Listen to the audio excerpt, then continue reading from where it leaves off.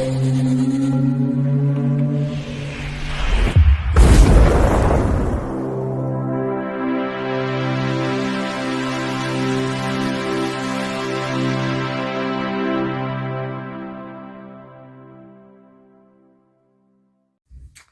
Bayek, it's me, and in today's video, we're continuing our look at the films in the Hammer box set from Indicator that Tony kindly sent to me.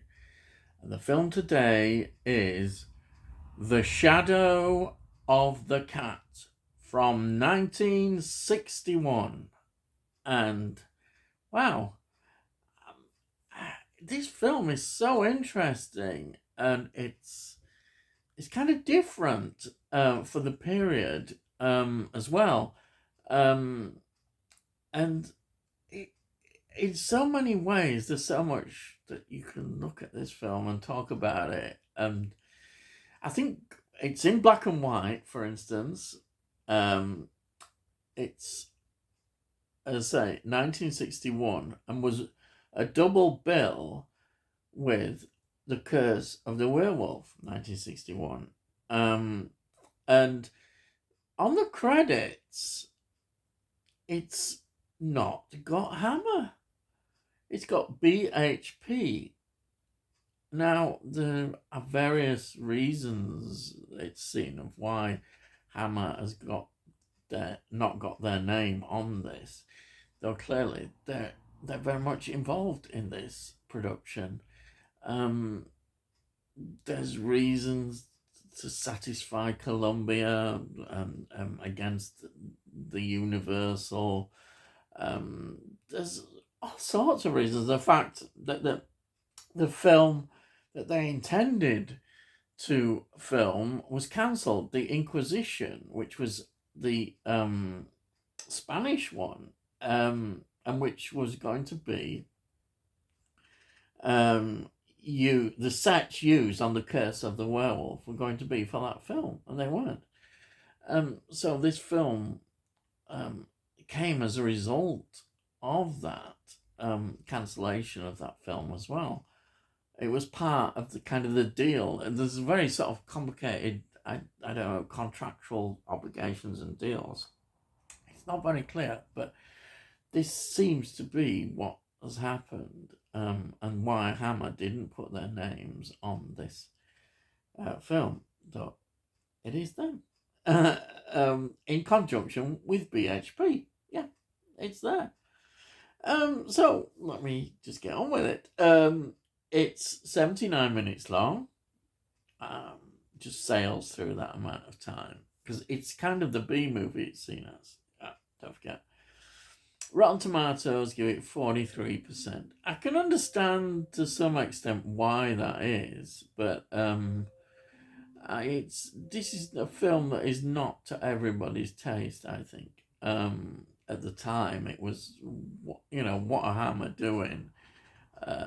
What is going on here? Why is it in, I just think there's a certain question marks over it. And it's quite a large cast as well.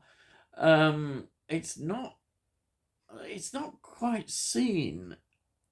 Even nowadays, some people still don't see it as a proper Hammer film, which it is, and well, it should be settled that way. It was written by George Baxt and produced by John Pennington, right? Now, it was directed by John Gilling, who clearly had a reputation for changing scripts as well. He was quite an interesting character, also sometimes considered difficult, but let me just tell you about this. He's involved in some of my favourite films. He was involved directing The Plague of the Zombies from 1966. I mean, I could just talk about that film for so long. It's just an amazing film. He was also involved in The Reptile, another amazing film for that era. And then, finally, he was in directing, the last film he directed for Hammer was The Mummy's Shroud, 1967. It's all there. Good quality direction and films. Now, um, the cast. Let's have a look at the cast. Andre, I should say, Morel. He plays Walter Venable. Though he's like the lead actor cast as one of the top bills, he's in it and not in it as much. You know, you see him a lot at the beginning, and he sort of goes as he's in bed and out of it, and there's sort of various scenes with it. You wouldn't say he's actually dominating the film. Of course, he's such an important actor. He has been. He was well known from as Professor Quatermass in Quatermass and the Pit, the BBC TV series. He was in Dr. Watson in The Hound of the Baskervilles, 1959. I can go on here. He was in, of course, The Wonderful Plague of the Zombies, of course, directed by John Gilling. So there's a relationship there. And also, he was in The Mummy's Shroud, again, directed by John Gilling. So you can see a connection there. Then the lead female actress is, well, it's Barbara Shelley. Barbara Shelley, she's kind of iconic in terms of Hammer as well. I'm looking at some of her films. I'm always fascinated. She was in Village of the Damned, which is a great sci-fi horror film in 1960. Great year. I always say that, don't I? No, we'll get to 1960. Then The Gorgon. She was in The Gorgon, 1964. She was, of course, in Dracula, Prince of Darkness, the 1966 kind of revamp of Dracula with Christopher Lee back. And she's great in that. And then she was in Rasputin, The Mad Monk, 1966. That's coming up soon, fairly soon, hopefully, down the line, review of that. And then, of course, she was in Quatermass and the Pit, 1967. Hey, I mean, she's just great. And a CV is just full of all sorts of things and TV work as well. And yeah, I'm just amazed. She's a great actress. Then, further down the cast, we've got William Lucas playing Jacob. I looked at his thing. He was in a film that I have seen, and he's very interesting. Is X the Unknown, 1956, a British sci-fi horror film that were being made at this sort of period in time. Great, another great film. They're a wonderful thing to talk about. That was 1950s sci-fi British films. Yeah, with horrors, with horror in them. Also, well, here we are. Doctor Who. Yes, he was in the 5th Doctor story from 1984. Frontiers. Yes, he was in that. Great. I'm happy now, aren't I? A Doctor Who connection.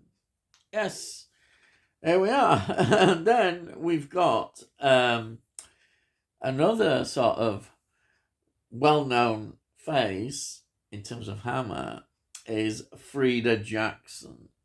She played Clara the maid, who was quite an important part of this film as well. And she, if you look at what she was in, she was most famously in The Brides of Dracula from 1960. Very important part in that. Excellent. It's just seeing that. We sold already. Again, an actress with a great CV, wonderful things. I say, not always top billing, but always a solid actress playing great parts, and you can't help but admire these people. And then we've got Conrad Phillips playing Michael Latimer. He's famous.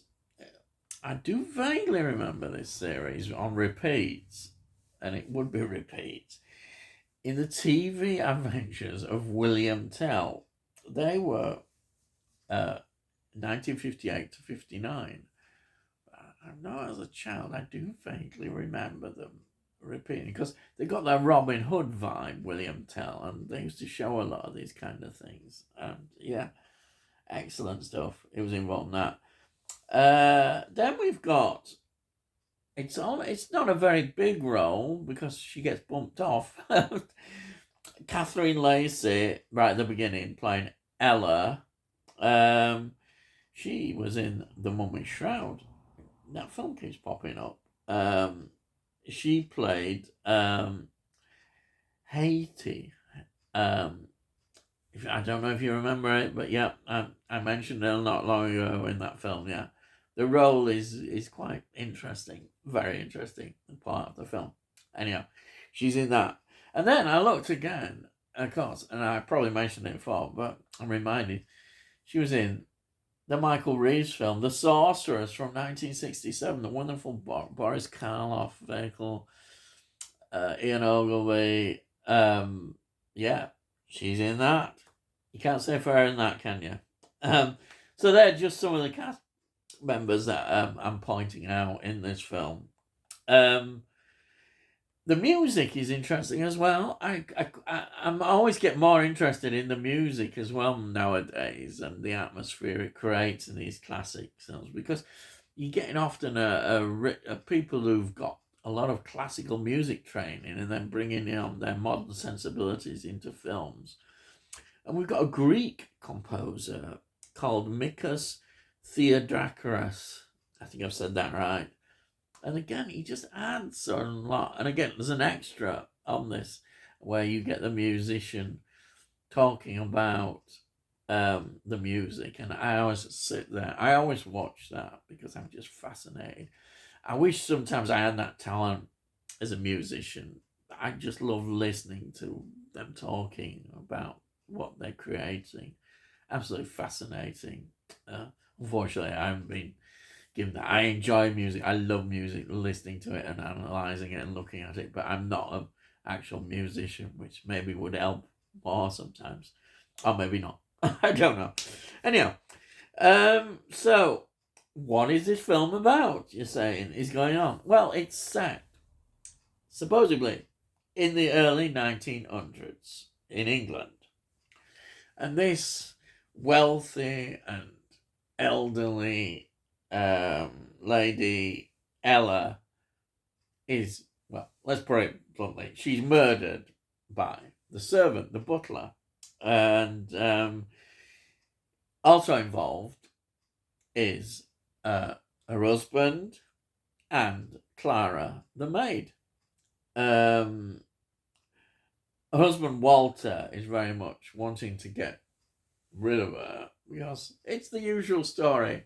Greed, money, inheritance. How many times does this come across in so many things in human nature? And yes, he wants to get rid of her. There is a slight snag. Now, he's had to force her to sign this will, which hands him over all the money. But there is the real will, which all the house and everything would be left to Ella. I said Ella. Sorry, not Ella. Beth. Beth. The money would be left to Beth. She's the good character. That's the one that Barbara Shelley plays. And the will is hidden away, and they're looking for it so you can destroy it, and then it looks like this one is more valid. It's one of those stories, but the sting in this story, which is what it's based on, is quite a simple story, is that the cat, yes, the cat, who doesn't look that scary, but is there, he or she, I think maybe, witnesses the murder. And they become more paranoid that the cat is getting its revenge back. And that's how the story develops. And then he has to bring in 3 more relatives who are a bit sort of dodgy, to say the least, these dodgy relatives, but he brings them in because he wants them to get rid of the cat. And then, of course, Beth um, turns up. She's been summoned. They want to sort of control her because, they don't want her to inherit or find out. And then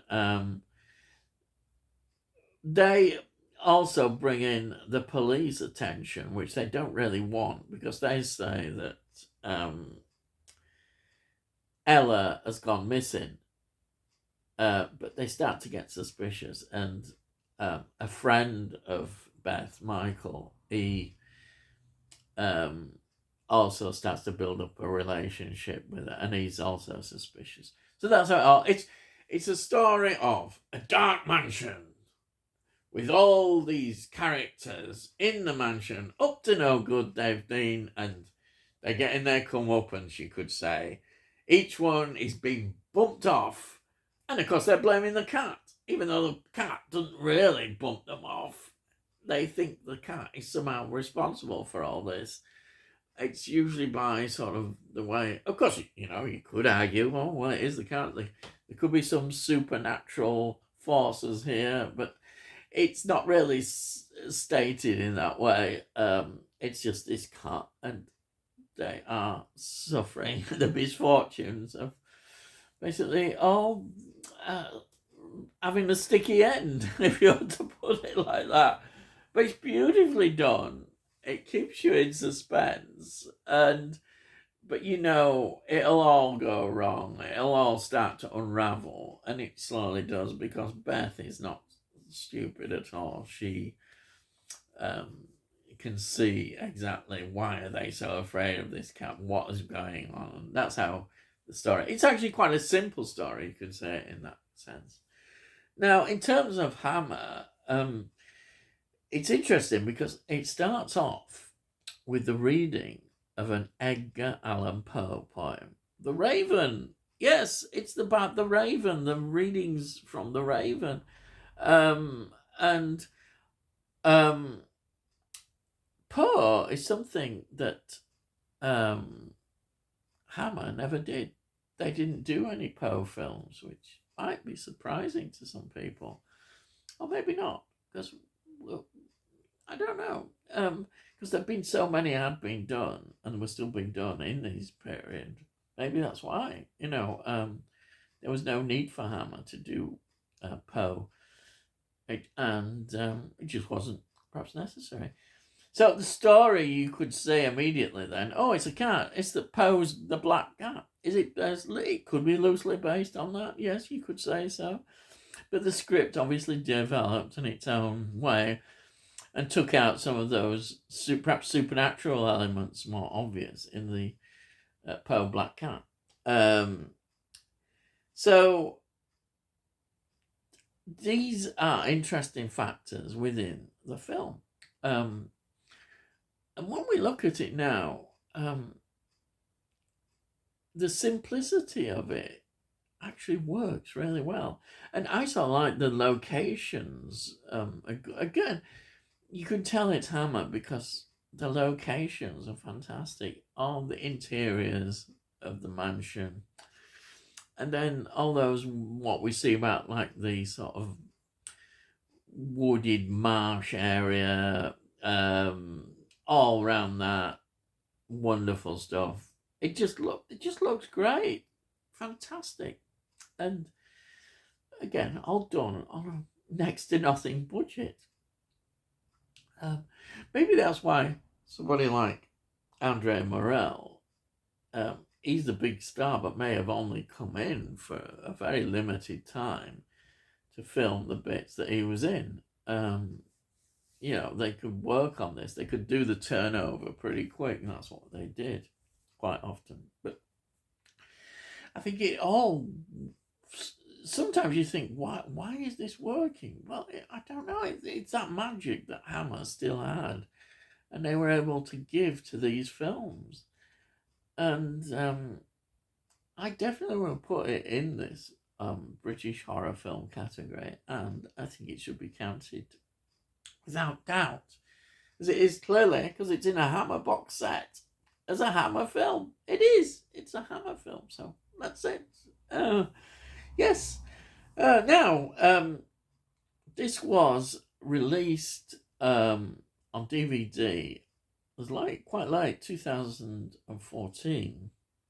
And then it's got this indicator release. Yes. This wonderful indicator release. It's a part of the box set from 2021. There it is. Now we've got the book. But the real bonus in all this is, of course, the extras. The extras are just absolutely wonderful. You've got people like Ken Newman, again, just giving you a wonderful insight in his introduction. Then you've got this wonderful documentary about the making of it, with faces that you do recognize, who talk a lot about have a great knowledge. It is fantastic. There's even an interview with Andre Morel's son, who gives a wonderful insight as well into the film and his dad's acting. I mean, there's so many gems. And then there's about the music. I've talked about the music. Then there's a look at Barbara Shelley. There's the trailers. There's all sorts of wonderful treasures. I love these extras, absolutely. So, here it is again. So that's the second film that we've now looked at in here. I say thanks again to Tony. And we will be doing the other two. They're coming up very soon. So, if you're new to this channel, new to see me, then please subscribe and we'll let you know when I produce more. If you hopefully like these videos, and if you haven't subscribed before, please subscribe, because I say we let you know when I produce these videos. And also, please give it a like, because it helps with all algorithms and all that sort of stuff. Hopefully people then can see it more, and all that sort of stuff. And it all costs note, so nowadays note is note. It's great, fantastic. If you've got any comments, please put your comments down. I love to hear what you have to say. And that's it. Really, all I've got to say is, I'll see thee again.